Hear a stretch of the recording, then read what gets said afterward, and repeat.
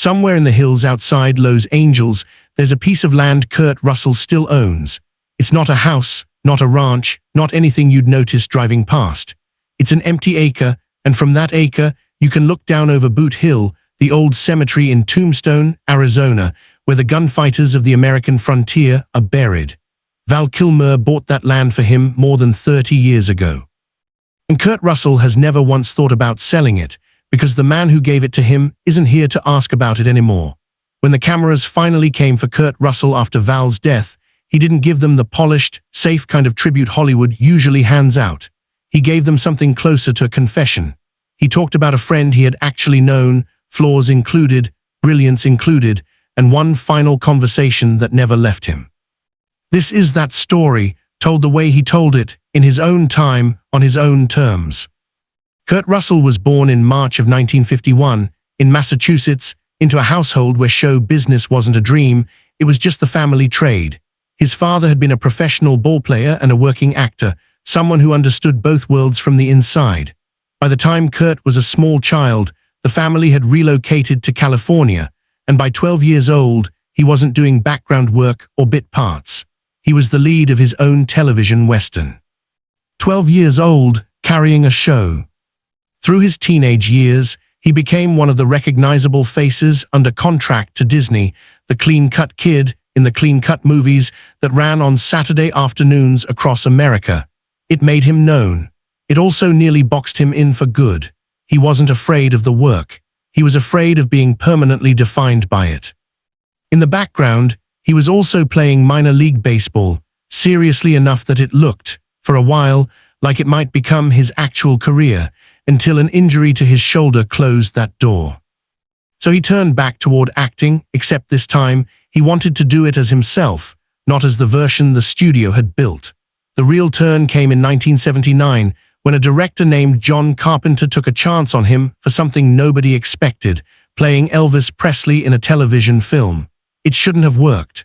The boy from the Disney movies playing the most iconic performer in American music. But it did work. He earned an Emmy nomination for it, and more importantly, he proved to an entire industry that had filed him under wholesome that there was a great deal more underneath. That partnership with Carpenter became one of the defining creative relationships of Kurt Russell's career. 2 years later came Escape from New York, and with it, Snake Plissken, a bitter, one-eyed war veteran turned convict, about as far from a Disney kid as a role could get. It became a cult favorite almost instantly, and Russell would say for decades afterward that it remained his favorite character, the first one that felt entirely his own. Then in 1982 came The Thing, Carpenter's icy, paranoid horror film, with Russell anchoring it as a weathered helicopter pilot fighting something that could be anyone in the room. It flopped when it opened. Audiences weren't ready for it, but over the years that followed, it was rediscovered, reconsidered, and eventually recognized as one of the finest horror films ever produced, with Russell holding its center the entire time. In 1983, he appeared in Silkwood, a serious drama built around Meryl Streep, and picked up a Golden Globe nomination of his own for the role. But what happened off camera on that film mattered just as much as what happened on it. Cher was also on that set, and she brought along her boyfriend at the time, a 22-year-old actor fresh out of Juilliard. His name was Val Kilmer. Russell noticed him immediately, not because Kilmer was loud or trying to be noticed. It was the opposite. There was a quiet, total seriousness to him, the kind that doesn't perform for a room, it just watches and absorbs. Russell recognized it instantly, because underneath all his own years of being packaged and marketed, that same seriousness was exactly what he'd been protecting in himself. The two men wouldn't work together for another 10 years. Val Kilmer was born at the very end of December 1959 in Los Angeles and grew up in the San Fernando Valley. He was accepted into Juilliard at a younger age than anyone else in the school's history. From the start, acting wasn't something he did, it was something he disappeared into. He studied a character the way a scholar studies a difficult text, digging until the role stopped being a performance and started being something closer to temporary possession. He shared a Broadway stage early on with Sean Penn and Kevin Bacon. His first real film roles came in the mid-1980s, and by Real Genius, in 1985, he was already effortlessly outshining actors twice his experience. Then came Top Gun in 1986. Kilmer played Iceman, the composed, superior rival to Tom Cruise's Maverick, and by his own admission, he didn't want the part. He worried that playing the antagonist would define him forever as the guy audiences were supposed to dislike. He was wrong to worry. Iceman wasn't hateable. He was precise, controlled, and magnetic in a way that made every scene against Cruise feel like a genuine standoff between equals. Top Gun turned Val Kilmer into a star almost overnight. But stardom and Val Kilmer were never a natural fit. It wasn't a talent problem, it was never a talent problem. It was that he cared about the work far more than he cared about managing the image around the work. He didn't enjoy the interviews, the strategic charm, the performance of being famous. He wanted to be in the room where the actual acting happened, and everything outside that room felt like a distraction he resented. Directors noticed. Some called him difficult. One director who worked with him on Batman Forever was openly critical of him in the press afterward. And yet, the performances never dipped. The Doors in 1991 saw him vanish so completely into Jim Morrison that even the film's director later admitted he sometimes forgot he was watching an actor. Small but unforgettable work followed in True Romance in 1993. Then Heat in 1995, where sharing scenes with Al Pacino and Robert De Niro, Kilmer more than held his ground. And sitting right in between those two films was Tombstone. The 1993 Western had a famously difficult production. The first director was pushed out early, and by most accounts, it was Kurt Russell himself who quietly took the reins creatively, shaping the film from the inside while still delivering a full performance as Wyatt Earp in front of the camera. It was an enormous, largely uncredited effort, and the film it produced is now regarded as one of the great westerns ever made. But ask anyone what they remember most from Tombstone, and it usually isn't Wyatt Earp. It's Doc Holliday, Val Kilmer's Doc Holliday. He played a man who already knew tuberculosis was killing him and who had made peace with that fact long before the story even began. There was no self-pity in the performance, only a strange, dark elegance, a man who had already let go of the fear that grips everyone else. The drawl, the silver cup of whiskey, the unbothered stare, the single line delivered with a slight smile that fans still quote more than 30 years later. "I'm your Huckleberry," 4 words that outlived the film itself. If people remember one thing about Tombstone, more often than not, it's him. When filming wrapped, the two men marked it the way Russell liked to mark meaningful projects, with a real gift, not a symbolic gesture. Russell gave Kilmer an actual burial plot inside the historic Boot Hill graveyard, playing off Doc Holliday's entire relationship with death. It felt fitting. It felt darkly funny. Kilmer, in return, had already arranged something Russell didn't know about until the exchange: an acre of land, not inside the graveyard, but overlooking it entirely. Russell would later explain the logic without needing to be asked. Doc Holliday belonged to death, Wyatt Earp belonged to life, and life, he said, gets to look down over everything. He still owns that land today. The years after Tombstone brought Val Kilmer his biggest commercial hit, Batman Forever, in 1995, a film that made him one of the most bankable names in the industry. They also brought real turbulence.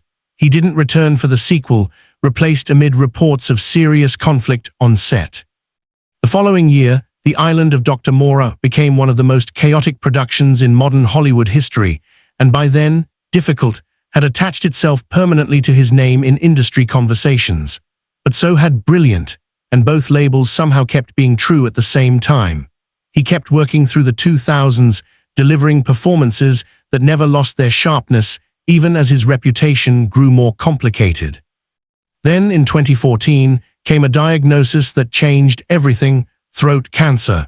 True to his personal faith and his deep discomfort with public vulnerability, he kept it private for years. When it was mentioned publicly by someone else, he denied it. It wasn't until 2017 that he confirmed it in his own words, describing 2 tracheotomies, rounds of chemotherapy, and radiation with a bluntness that surprised people who only knew the Difficult reputation and not the man underneath it. The cancer eventually went into remission, but the treatment had permanently taken his voice.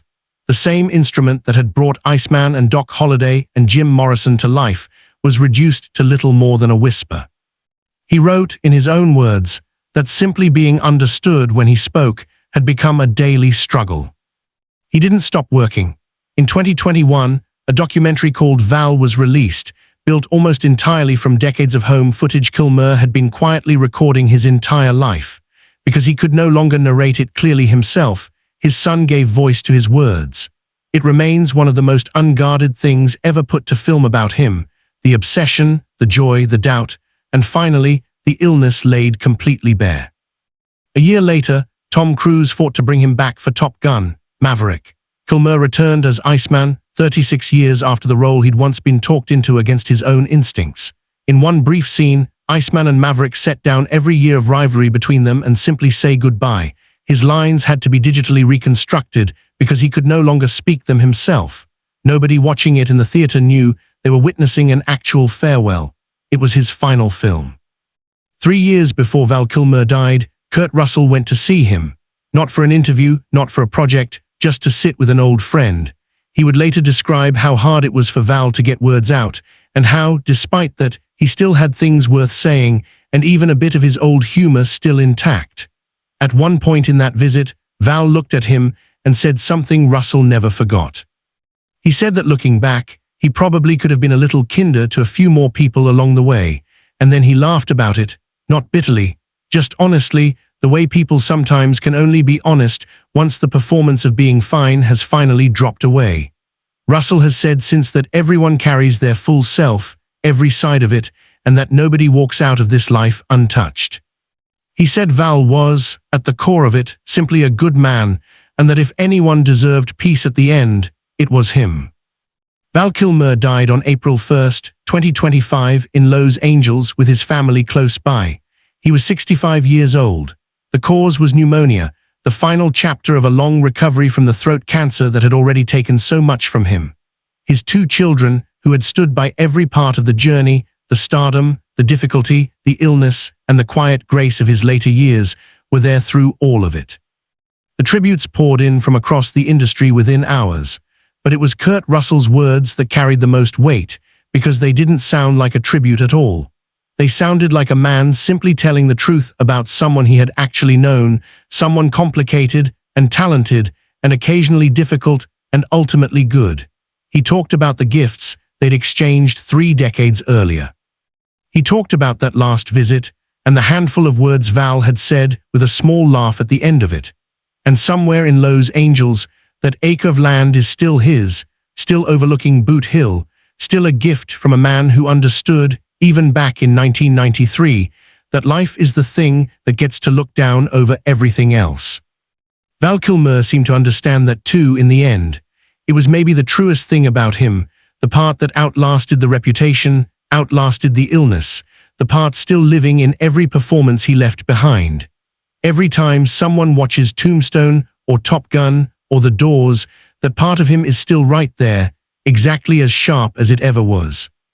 Kurt Russell knew it from the very first afternoon he saw him, a serious young man standing quietly on the edge of a film set, not yet famous, but already completely, unmistakably himself. If this story meant something to you, if these films were part of your life growing up, leave a comment below and tell us which role of his you'll never forget. And maybe sit with this question for a moment. Is there someone in your own life whose full story, the good parts and the hard parts together, you've never actually taken the time to see? Because when Kurt Russell finally did, what he found was worth everything it cost him to say out loud.